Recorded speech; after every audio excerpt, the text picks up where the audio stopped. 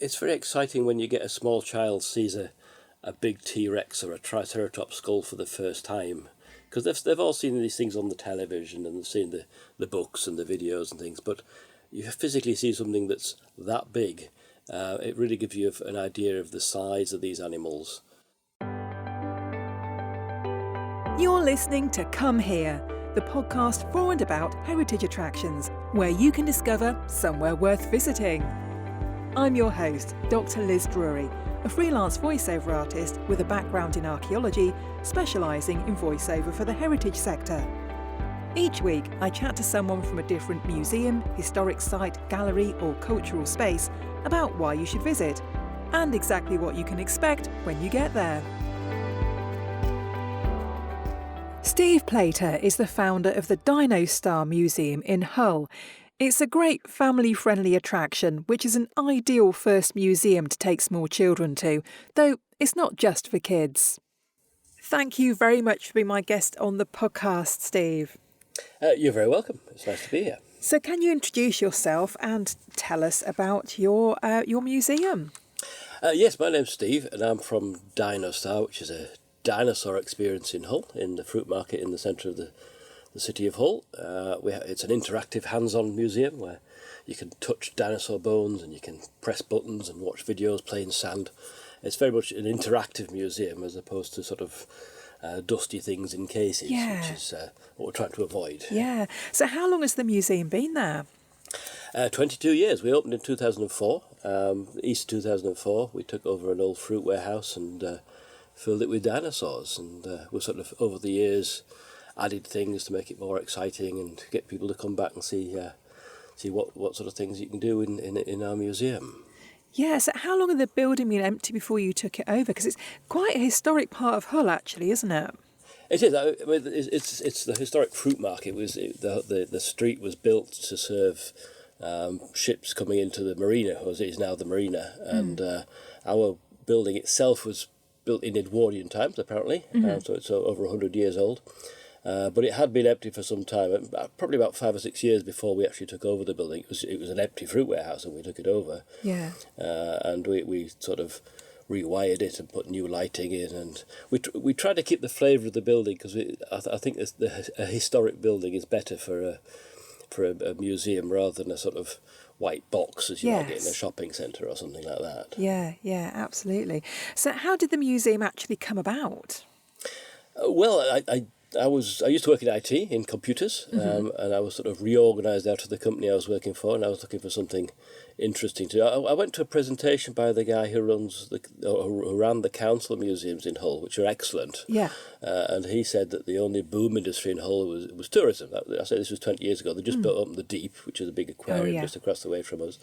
So I thought, let's have a museum or a visitor attraction, and I've always been interested in dinosaurs, and I think the thing about dinosaurs is they're going to be around for a while. You pick a topic which could go out of favour or out of fashion.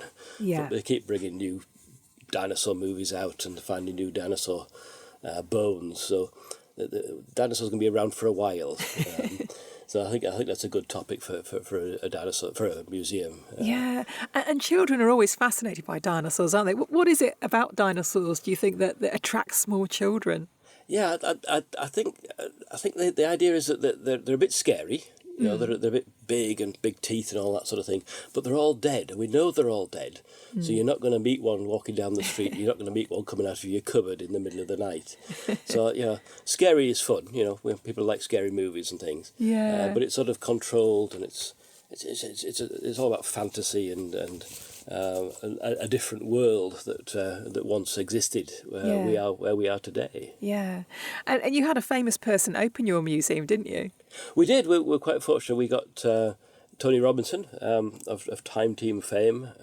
He's subsequently been knighted. I don't think that's anything to do with us, but he was working on a Time Team over in York, and he came over for an evening and officially sort of cut the ribbon. Yeah. And spent a very interesting evening at the museum talking to some some big fans. So we had it was a good day when he came to open the museum officially back in June 2004. Yeah. So tell me about the exhibits you've got. Yeah, so it's a bit of a mixture. We have actual dinosaur bones, and we have replica dinosaur bones and skeletons and skulls and so forth. But we also have sort of hands-on things, so you can press buttons and get things to happen, whether that's sound or motion. It's very interactive. I mean, one of the most popular things we have is just a sandpit with a dinosaur skeleton buried in the sand. So the kids can brush away the sand and find the skeleton in there. So it's not. I would say it's not high tech. We do have one particular high tech thing, but it's very much what kids want to be doing together, as a family. And they can work together. So you're not just sort of sitting in front of a screen. You're actually interacting with dinosaur remains and dinosaur exhibits and so forth. Yeah. So where have your exhibits come from? How have you got this collection together? Well, we started off, we worked with a guy from North Carolina who had a similar operation there. And as well as having a museum up there, which is subsequently closed, he was a fossil dealer. So if you wanted a Triceratops skeleton, he can get you one. It's not cheap, obviously. So he sourced a good range of bones and skeletons and replicas for when we first opened. But since then, we've sort of added things as we've been going along.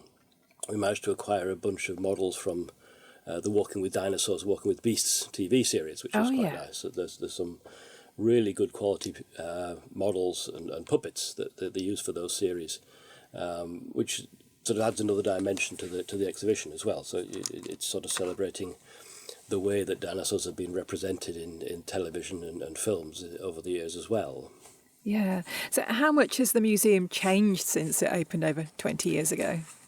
I think in concept not too much, but we have got a lot more now than we had in those days.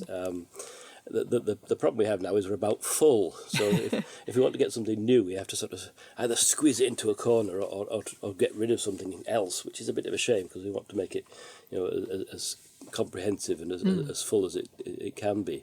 So yeah, I mean, we've probably got about twice as many exhibits as we had when we first opened. But you sort of don't really realise it. Suddenly you think, oh, well, dear me, this is a lot more busy than we were 20 years ago. But you need to sort of refresh it every now and then, bring new stuff in. Yeah, keep people coming back. Absolutely. So what will people learn by coming to your museum? I think they'll learn about dinosaurs in general. I think they'll learn about the diversity of dinosaurs because there's a sort of perception that there were only 5 dinosaurs, T-Rex, Triceratops or one or two others. But in fact there are thousands of different types of dinosaurs. We have a dinosaur in our museum that they hadn't found when we opened the museum. So these things are moving all the time. And also new theories. We have a section about the relationship between dinosaurs and birds, which again is a relatively recent sort of discovery or rediscovery that some dinosaurs had feathers, we know that, and that might apply to other dinosaurs as well. So we learn about new discoveries, also about how paleontology's changed over the years. So with sort of 3D printing and 3D scanning and the power of computers these days, you can do a lot of excavation and paleontology just on your computer rather than having to go out into the middle of a desert somewhere. So there's also dimensions to dinosaurs that we try to illustrate in the museum. Yeah. Do you have a particular favourite object? I think, well, one of our smallest exhibits, it's a very small piece. It's probably only about, 15 centimetres long. Dinosaur remains are very rare. It's very hard to find dinosaur bones, very hard to find dinosaur eggs, both of which we have in the museum. But we also have a very small piece of dinosaur skin. Yeah. It's very, very rare for dinosaur skin to be preserved because you have to have the right conditions for it to happen. So we have, it's only about 15 centimetres long, and it doesn't give you any idea about the colour of the dinosaur because it's fossilised to a sort of browny grey colour. But it actually gives you the sort of the skin pattern. So it's got a sort of bobbly pattern from the skin. It's from a dinosaur called a hadrosaur, a duck-billed dinosaur. And we were very pleased to acquire that about 3 or 4 years ago from Texas. And that's certainly one of the rarest things, but maybe some people don't even notice it because it is only a small exhibit and it's not a big giant T-Rex head or whatever. But to me, that's one of the fascinating things that we have in the museum. Yeah. So what can visitors expect when they arrive in the museum? What are they going to see first?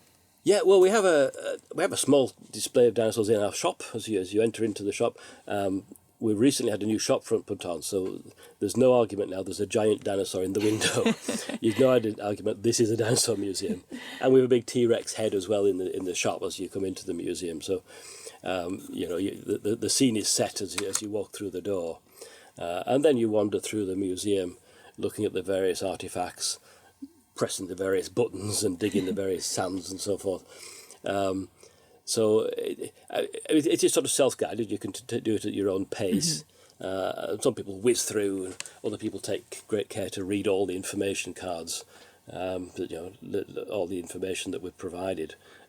Not many people do that, mind, but you can take it at whatever level you like. You can just enjoy the experience of seeing these artifacts, or you can learn more by reading about the background of them, where they came from and so forth. Yeah. So how long would you say people need to allow for a visit? Yeah, we normally say between half an hour and an hour, depending on how much you're into dinosaurs. But we have had people who've been in for a couple of hours, either taking in all the information, or we have a children's area upstairs where you can dig in the sand for a skeleton. But you can also draw dinosaurs and sketch your own dinosaurs with templates and so forth. I mean, it's a very simple thing. Kids like doing drawings, and we support that by having skeletons, and you can do brass rubbings of fossils. So there's a sort of hands-on element, which is one of the things that we sort of pride ourselves on. Yeah, yeah. So you've mentioned there that some of the exhibits are upstairs. How accessible is the museum? Yeah, I mean, we're on 2 floors. Both floors are perfectly level. I won't say they're flat because of the nature of the building. It's a bit bobbly in places, but it is a perfectly level entry on the ground floor and upstairs as well. But there is a long staircase to get upstairs. And what we say is if you can't manage to get upstairs for whatever reason, we'll admit you into the downstairs gallery free. So that's how we do that. We have explored putting a lift in, but because of the nature of the building, which has got very high ceilings, the cost of a lift will be prohibitive. Basically, the cost of a large T-Rex bone is what you have to pay to get a lift put in. Yeah. And it would take up a lot of space at the museum as well. So I say, if you can't manage to get upstairs, then we admit you down to the downstairs galleries free. Which is about roughly half of the museum. So that's sort of that's what you're limited to. Yeah. Now we know that your site's very family friendly. Is it dog friendly too? It is. We often have dogs come along. I don't know what they think about the dinosaur bones. But we've had dogs, whether they're guide dogs or whether they're just family pets. Yeah. The area we're in the fruit market is a very popular place for families with dogs because it's a nice place to walk around. Most of the cafes down the street have got places outside, so you can just sit outside with your dog. But we have no problem with dogs being admitted to our museum. You don't have your own cafe, do you? We don't. I mean, we didn't. There haven't been any cafes nearby until maybe about 5 or 10 years ago when the fruit market was regenerated. So now we have a really good selection of neighbouring establishments, whether you just want a coffee or whether you want a full 3-course meal. There's lots of good choice just down the street. So we don't have a cafe ourselves, but there are some excellent choices not that far away. Yeah, I mean the fruit market has been developed massively since you opened. You were probably the first attraction there, really, weren't you? We were, yes. So we pride ourselves on being there. We were there when there were fruit traders on the street. So there's a sort of legacy in that we opened 11 o'clock in the morning because when we first moved in, the fruit trade operated from about 3 o'clock in the morning until about 10:30, and then they all went home because it was about doing things in the morning. So we were the first down there, and we've seen a complete change in the street. The streets now, it's a lovely part of the city, with the marina and the deep and the river Humber nearby. It's a lovely part of the city, but within the last 10 years, it's just changed completely into a really exciting place to be and an exciting place to visit. Yeah, you picked a good spot, Steve, didn't you? Well, yeah. I mean, we were looking, when we first opened, we were looking for somewhere that was because you need a big enough space. You don't want a little pokey corner shop type space. So we wanted a big enough space. But obviously, if you're in the city centre, that can be very expensive if you go into a big shopping centre. So we're looking somewhere slightly off the beaten track, but with plenty of space. And where we went is ideal because we've got loads of space. And as I say, when we first started, it was basically almost a derelict. The building's fine, but it was almost a derelict empty fruit warehouse. And since then, everything's changed. It's now great down there. Yeah. Do you have school visits coming in? We do. What we do is we're only open on a weekend and school holidays. So if you bring a school trip during the week, the reason for this is because of school trips. Because if you get 60 children and staff, the museum's almost full. Yeah. So if you had the public in there as well, it would be too much. It would be over capacity, if you like. And of course, schools like that because you got the whole place to yourself. Yeah. The kids like that as well because they got the whole place to themselves. So yes, we have school visits, and we also visit schools. We take a selection of our artifacts into schools, literally all around the country. So school trips are terrific, and it's great to be encouraged. But if you're in Manchester or Newcastle or somewhere, you probably wouldn't come to Hull for a day trip. So I can fill my car with bones and eggs and claws and things and take them to schools, as I say, all around the country. Yeah. Are there any other museums that are similar to yours in the UK? I'm not aware of any dinosaur museums. I've got a friend who's got a sort of a very large dinosaur shop up in Gateshead, and he has a display of Jurassic Park things. But there are similar small museums of various types. I sort of like to liken ourselves as a really, very good motor museum in Bolton-on-the-Water in the Cotswolds. Oh, yes. Which is what used to be the Brum Museum, the Brum little character, which is full of stuff. Just loads. That's obviously on a motor theme, so they got cars, but also lots of other bits and pieces. So it's about getting as much as you can in a small space. On a topic which is interesting and exciting. So there are similar museums, but not on dinosaurs. There are dinosaur museums, obviously. The Naturalist Museum is the famous one, but in some ways that can be a bit overwhelming. Particularly for small children. It's a terrific building, terrific skeletons and so on, but it's very big, and that can be a bit daunting for some people. Yeah. So we try to make ours welcoming and not overbearing in some ways. Yeah. So what's the cost to visit the museum? Okay, so we charge £5 for adults, £3 for children, and we also do a family ticket for £15, which is for 2 adults and up to 4 children. We also offer an annual pass, so for £20, which is really good value. You can, for 2 adults and 4 children, you can come as many times as you like in the year, and that's quite popular because you only need to come twice, and you've saved yourself a lot of money. And a lot of people in Hull see that as really good value because they can just sort of pop down for an hour over Sunday have a walk around the marina and then drop in and see the dinosaurs with the kids. Yeah. Do you have any sort of special exhibitions or events during the year? We've the last 3 years, our third one was this time. We've been having a Dinosaur birthday celebration. Yeah. This started with the Dinosaur 20 2 years ago, where we actually have some stalls on the street. Our friends at the Hull Geological Society have a stall with the local fossils. And we have a fossil dig on the street as well. And we've also had the baby dinosaurs walking up and down the street as well, which is quite good. So that's become an annual event now. Generally during the Easter holidays, round about the middle of April. Yeah. The date varies, but it's generally the anniversary of when we opened. So, yeah. That's really quite popular. Yeah.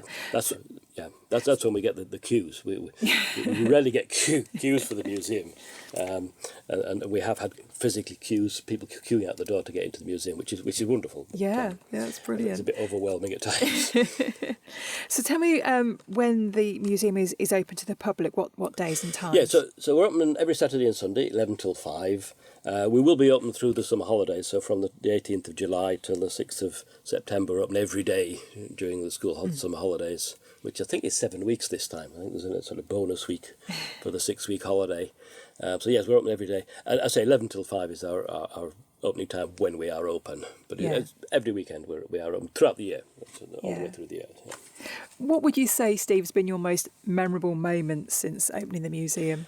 It's very exciting when you get a small child sees a big T-Rex or a Triceratops skull for the first time, because they've all seen these things on the television and they've seen the books and the videos and things, but you physically see something that's that big.